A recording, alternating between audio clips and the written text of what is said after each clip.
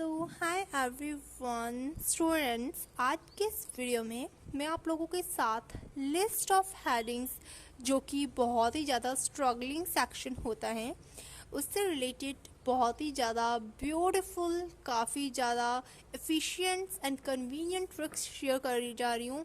आपकी list of headings की जो फिनोमिना बना हुआ ना वो बिल्कुल डिवास्टेट कर देगी आज के ट्रिक्स। तो इस वीडियो को एंड तक देखिएगा so that you can get depth knowledge about that method. So ठीक है, आज की जो वीडियो होने वाली है लिस्ट ऑफ हेडिंग्स पे होने वाली है, जैसे कि मैंने आपको बता ही दिया था। तो लिस्ट ऑफ हेडिंग्स देखते हैं हम कहाँ पे हैं। ओके गाइज, ये रही हमारी लिस्ट ऑफ हेडिंग्स की सारी लिस्ट जो कि हमें आइडेंटिफाई करनी है। फर्स्ट 14 नंबर देखिए, an account of typical day labour. तो मैंने आज ही सुबह वीडियो अपलोड किए हैं अराउंड 3 PM पे कि कीवर्ड्स को कैसे आइडेंटिफाई करें, बिकॉज कीवर्ड ही एक ऐसा चीज़ है की बोल सकते हो आप रीडिंग को सॉल्व करने की। If we haven't knowledge about keywords, then we cannot attempt reading in a specific time period as well as in accurate way. So it is very prominent to acquire a skill regarding keywords.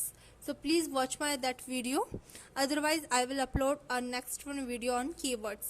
So यहाँ पे keyword हमारा है typical day labor. Okay, 15th है examples of cruelty and specific exploitation and accusation that double standards are operating. A description of hierarchical system. A allegation that wealthier people are not doing what they could. An assertion that the rich benefit from the hard work of the poor. And next one is a summary of how business has changed over the time. A claim that recycling is economically beneficial to authorities. 14 to 21 ये इतनी list of headings हैं।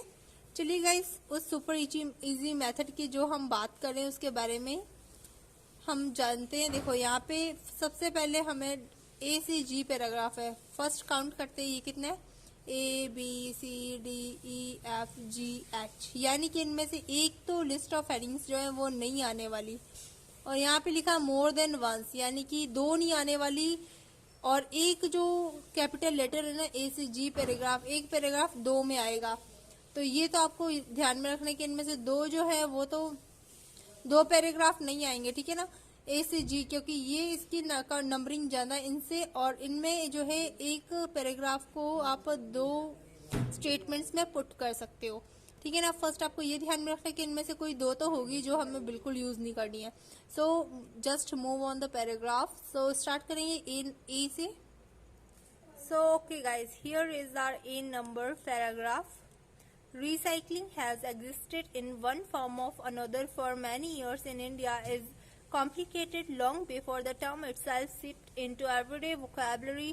Women separated newspapers and sold them to weekend buyers who cycled with a weighing scale and loose change to pay with it. Bottles were refused. They broke. Tins were simply never thrown away as 30 eyes surrounded by baby food. This tins from my efficiency, storing rice, dills, chutney. These habits are sadely dying out to surpass advent non-cyclable. Okay, these habits sadly dying out. देखो यहाँ पे देखो, इसमें पहले तो पुरानी term की बात की गई कि किस तरह से जो है रिसाइकलिंग की जाती थी, और यहाँ पे लिखा है कि ये जो टर्म है, ये जो हैबिट्स है वो क्या है, डाइंग आउट, यानी अब चली गई है। Surprised by advent of non recyclable. अब देखो जब एडवेंट हुआ नॉन रिसाइकलेबल का, ठीक है ना, non receivable sachet and plastic packaging now instead of being stored away for a rainy day, unwanted products are tossed carelessly into the dustbin, and there is where modern day recycling begins in Delhi. Okay, देखो यहाँ पे old और new का comparison हुआ है, तो देखते हैं इस तरह का कहाँ पे लिखा, कौन सी स्टेटमेंट में लिखा है। सो गाइज देखिए, an account of typical day labour की बात नहीं हुई है, एग्जाम्पल्स वगैरह कुछ नहीं है, डबल स्टैंडर्ड नहीं है, डिस्क्रिप्शन हेरिटिकल सिस्टम की बात नहीं हुई है। यहाँ पे देखिए 20th नंबर देखिए guys, summary of how a business has changed over time. Business जो है किस तरह से चेंज हो चुके हैं, तो इसकी बात हुई है, तो 20th का हम लगाएंगे ए।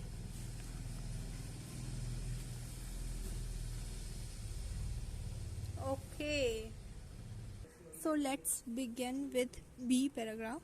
All recycling in India is undertaken by a Viva informal sector. This sector includes rag pickers, middlemen, transports, and finally reprocessors. In terms of human resources, this sector is arranged in a table top pyramid. अब देखो guys, यहाँ से हमें पता चल गया answer.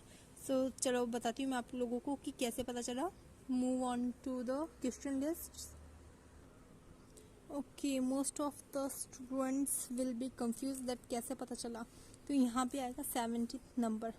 अब कैसे पता चला वो मैं बताती हूँ कि वोकैबुलरी वर्ड्स मैंने आपको पिछली जो वीडियो मैंने अपलोड की थी उसमें बताया था कि रीडिंग में वोकैबुलरी वर्ड्स आपको ज़रूर से ट्राई करने चाहिए। यहाँ पे क्या लिखा है, हीरार्चिकल सिस्टम, इसको बोलते हैं पिरामिड सिस्टम। ओके ना, तो यहाँ पे पिरामिड उसमें यूज़ किया, यहाँ पे हिरार्चिकल जिसमें की प्रोसेस बताइए कि सबसे पहले ये बंदा काम करता है, फिर वो, फिर ये, वो, ठीक है ना, थ्रू प्रोसेस। सो ये एक काइंड ऑफ सिस्टमिक पैटर्न होता है, ठीक है ना। तो यहाँ पे 17th आएगा B. Okay, so let's move on C paragraph. So there is C paragraph.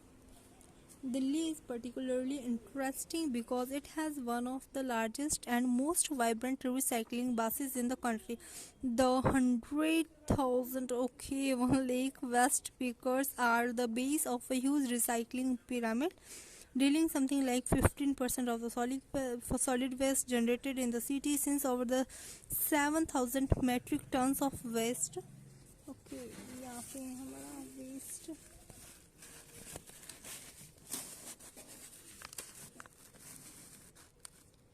is generated daily. This is substantial business. A range of material is processed when the sector, including plastics, metals, paper, and glass. Studies estimate that this information for saves municipals. Okay, saves labor force, saves the 3 Delhi saves, ठीक है ना, यहाँ पे saves word को याद रखिएगा, saves the 3 Delhi municipalities a minimum of rate 6 lakhs every day. तो यहाँ पे saves 6 लाख रुपए बचाती हैं. So let's quickly move on list of headings. So guys, I don't think कि इसमें कोई confusion होगा because इसका जो question है वो देखो, सबसे पहले देखो कोई डे की बात नहीं हुई है ना इसमें, एग्जाम्पल्स ऑफ क्रूटली इसमें स्पेसिफिक नहीं, डबल स्टैंडर्ड के नहीं, ये तो हमने लगा ही लिया, वेल्दियर पीपल नहीं, असर्टन नहीं, यहाँ पे 21 आएगा guys without any second guess, because यहाँ पे क्या है, इकोनॉमिक। सो गाइज यहाँ पे बात हुई थी कि सेव 6 लाख रुपीज़ है ना, तो डेली म्यूनिसिपल्स के इस तरह से बात हुई थी। तो यहाँ पे क्या बेनिफिट टू अथॉरिटीज़, अथॉरिटीज़ कौन होगी, म्यूनिसिपल्स, इकोनॉमिकली यानी 6 लाख रुपीज़, बेनिफिशियल यानी सेव्स। ओके, तो ये कुछ इस तरह से हमें थोड़ी सी ट्रिक यूज़ करनी पड़ती हैं सिनोनियम्स की। ओके, तो हम अब मूव करेंगे नेक्स्ट वन पे। सो गाइस डी पैराग्राफ देखिए। So recycling in Delhi is big business, but it is green business, and who's it benefit? Consider first the rag picker, usually a young person, through not a child, with large woven sack hanging from his shoulder. He is not will begin work as early at 4 a.m. तो guys भाई मैंने जब इस reading को first time किया था ना, मुझे इसका आंसर जस्ट 4 PM से पता चल गया था। आई होप कि आप लोगों को भी पता चल गया होगा। कौन सी ट्रिक इसमें यूज़ की है, चल देखते हैं। सबसे पहले आपको माइंड में रखना होता है ना कि लिस्ट ऑफ हेडिंग्स में क्या क्या पूछा गया था। एक पूछा गया था डेली रूटीन, डेली है ना, डेली लेबर वाला, तो डेली लेबर वाला 4 PM से स्टार्ट होता है। फिर भी हम कंफ्यूजन दूर करने के लिए वापस पढ़ते एक बार। और मिस द प्रायोरिटी और रजिस्ट्रेशन में बिगेन रिकॉग्नाइज देयर ऑन रेक पेकर आफ्टर लेट आफ्टरनून। देखो सुबह की बात होगी, मॉर्निंग की, आफ्टरनून की हो गई, इवनिंग्स की भी आगे दी गई होगी, बट हमें वो सारा नहीं पढ़ना है बिकॉज हमें अपना आंसर इन्हीं 2 वर्ड से मिल गया है। इसे बोलते हैं कीवर्ड फाउंड करना। ओके, तो हमें इस दोनों से मिल गया है, बट देखते हैं कि क्वेश्चन क्या डिमांड कर रहा है। So let's begin. सो सबसे फर्स्ट पढ़िए, an account of typical day labour. तो समझ में आ गया आपको कि पूरे दिन की लेबर की बात की गई है, ठीक है ना। तो यहाँ पे डी लगाएंगे। So next one, so e paragraph, rag pickers generally live whether in sums often as shop warehouse and middleman। so guys मैं अभी इस पैराग्राफ के लिए आप लोगों को टाइम देती हूँ 1 मिनट कि आप लोगों को ढूंढना, ठीक है ना, ई पैराग्राफ में, बिकॉज बहुत ही सिंपल है। आप लोगों को मैं ये बता रही हूँ कि प्लीज़ ढूंढ के बताइए कि इसका कौन सा होगा। सबसे पहले पैराग्राफ पढ़िए, आपको टाइम दिया जा रहा है 1/2 मिनट का। सो ध्यान से पढ़िएगा।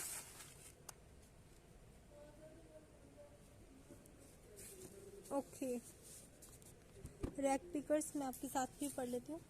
Rag pickers generally live either in slums, often shop, warehouse, middleman, outside basic amenity service, usually non-concerned, regularly beat them। Okay, regularly beat them, उनको मारते पीटते, them burn their बैग्स जला देते हैं। तो क्या हो गया इनका, एक्सप्लॉइटेशन हुआ कि नहीं हुआ, जो हम कहते हैं शोषण, है ना। तो चलो देखते हैं इसके बारे में कहाँ बात की है। सो गाइस, इस तरह की ट्रिक को बोलते हैं सॉल्व करना।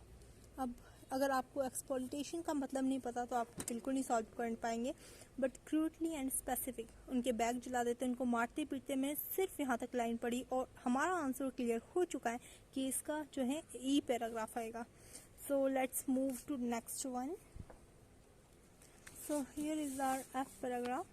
Sadly and shockingly, this whole process signals the completion of various materials by city wealthier citizens. Consumption of various materials by, guys बहुत easy है ये। कंज्यूप्शन किसके द्वारा होता है, बाय cities wealthier citizen। देखिए अब इसका जो है मुझे तो आंसर मिल गया है। देखो एफ का फर्स्ट लाइन से पता चल गया है, किस तरह से वो भी देख लेते हैं।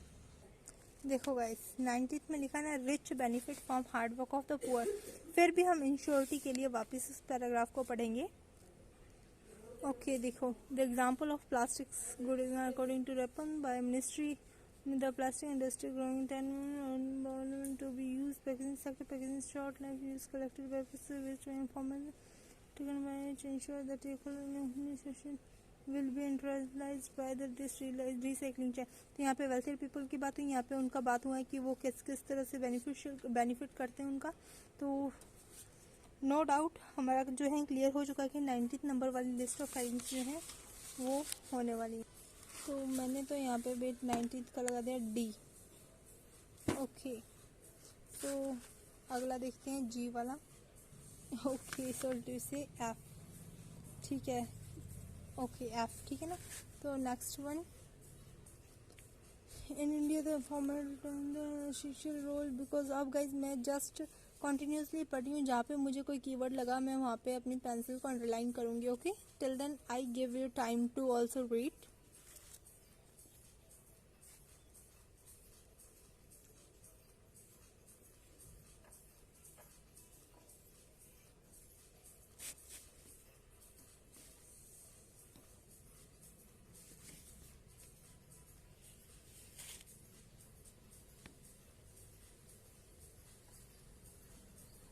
ओके गाइज देखिए, मुझे तो इसका आंसर मिल गया, but I gave you time to re analyse your answer. So चलो देखते हैं, वहाँ पे हम चलते हैं लिस्ट ऑफ हेडिंग्स के पास, हम पता चल जाएगा हमारा आंसर कौन सा होने वाला है। सो गाइज सबसे पहले मैं बता देती हूँ कि इसका जो आंसर मुझे लगा है वो है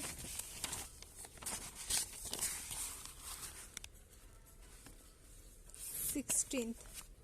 Why it seems to me accurate? Just I want to justify। यहाँ पे मैंने जी लगाया, ठीक है ना। जी क्यों है, चलो देखते हैं। सो गाइज वहाँ पे क्या बात की गई है कि डबल ऑपरेशन किया गया है ना, डबल जो है, you understand it very well. इसी तरह से रीडिंग की सुपर इजी ट्रिक्स देखने के लिए इस चैनल को सब्सक्राइब कीजिए गाइज। देखिए कितना आसानी से हमने सारी की सारी लिस्ट ऑफ हेडिंग्स को just by the help of keywords and some synonyms complete कर लिए इन जस्ट जी few minutes. So thank you so much for watching till the end. Subscribe my channel, share with your friends and families. Thank you so much. Give me support.